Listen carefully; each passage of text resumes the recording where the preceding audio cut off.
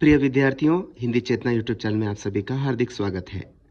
तो बच्चों, आज की कक्षा में मॉडल क्वेश्चन पेपर 3 और 4 के एमसीक्यू उत्तर देखते हैं। तो पिछली कक्षा में मैं आपको मॉडल पेपर 1 और 2 के की आंसर्स बता चुका था। तो आइए आज की कक्षा में हम चर्चा करते हैं मॉडल क्वेश्चन पेपर 3 और 4 के उत्तर। तो बच्चों, पहले हम देखते हैं एमसीक्यू। पहला प्रश्न है, श्रीमान शब्द का स्त्रीलिंग रूप है श्रीमती। आप सभी जानते हैं श्रीमान शब्द का स्त्रीलिंग रूप श्रीमती। अगला प्रश्न है, रोना शब्द का प्रेरणार्थक क्रिया रूप है रुलाना। रोना शब्द का प्रथम प्रेरणार्थक क्रिया शब्द होता है रुलाना। तो यहाँ पर बच्चों प्रश्न पूछा गया है, रोना शब्द का प्रथम प्रेरणार्थक या प्रेरणार्थक क्रिया रूप रुलाना। अगर इसका द्वितीय प्रेरणार्थक क्रिया देखते हैं तो रुलवाना। अगला प्रश्न है प्रश्न संख्या 3, जय शब्द का विलोम रूप है जय पराजय। लिफाफे शब्द का एक वचन रूप है, लिफाफे शब्द का एक वचन रूप होता है लिफाफा, तो बहुवचन रूप होगा लिफाफे। पांचवा प्रश्न है, बारहमासा शब्द में समास है द्विगु। बारहमासा शब्द में समास है द्विगु। तो बच्चों याद रख लीजिए, द्विगु समास में पहला शब्द संख्यावाची होता है। अगला प्रश्न है बच्चों, निम्नलिखित में से गुण संधि का उदाहरण है परोपकार। परोपकार गुण संधि को उदाहरण है। तो अगला प्रश्न है, लेखक ने धूप का चश्मा टेबल रखा था। रिक्त स्थान में कारक चिन्ह होगा पर। लेखक ने धूप का चश्मा टेबल पर रखा था। अगला प्रश्न है, मेरा ब्रीफकेस कहाँ चला गया। वाक्य में प्रयुक्त विराम चिन्ह है प्रश्नार्थक चिन्ह।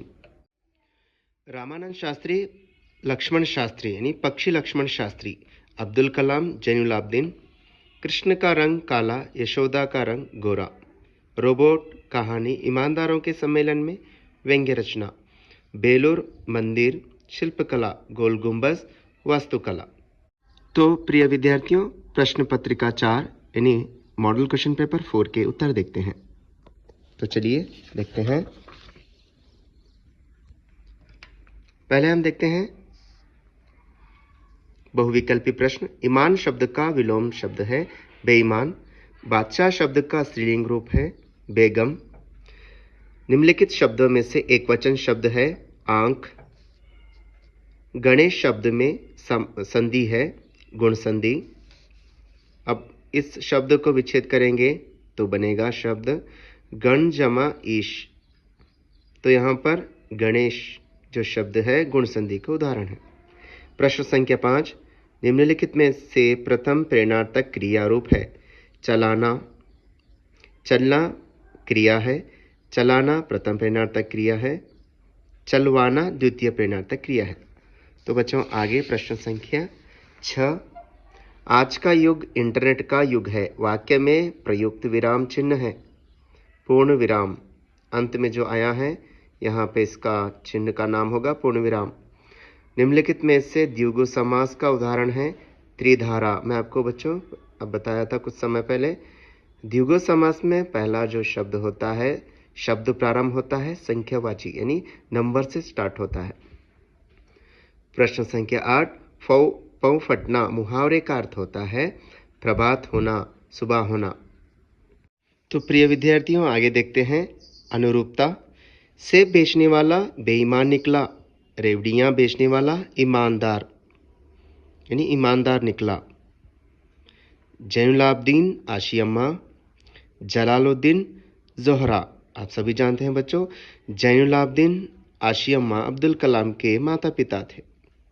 तो यहाँ पे ये पूछा गया है, जैनुलाब्दीन की पत्नी का नाम आशियम्मा था, जलालुद्दीन की पत्नी का नाम जोहरा। ई हैकिंग अभिशाप, ई गवर्नेंस प्रशासन पारदर्शी। आप सभी जानते हैं ई गवर्नेंस के द्वारा सरकार के सभी कामकाज यथावत लोगों को सूचित किया जाता है, जिससे प्रशासन पारदर्शी बन सकता है। प्रश्न संख्या 12, तुलसीदास राम भक्त कवि यानी कि राम भक्त के अनन्य कवि थे। राम भक्त थे कौन? तुलसीदास। सूरदास कृष्ण भक्त कवि माने जाते हैं। प्रिय विद्यार्थियों, आज की कक्षा यहीं समाप्त करते हैं। तो प्रिय विद्यार्थियों, मॉडल क्वेश्चन पेपर 1, 2, 3, 4 के सभी की आंसर्स जो एमसीक्यू अनुरूपता के सभी उत्तर मैं बता चुका हूं। तो इसी तरह आप बच्चों सभी क्वेश्चन पेपर कलेक्ट कर लेकर अच्छी तरह से पढ़ाई कीजिए ताकि आपकी परीक्षा में अच्छे से अंक आ सकें। तो बच्चों, आज की कक्षा यहीं समाप्त करते हैं। धन्यवाद।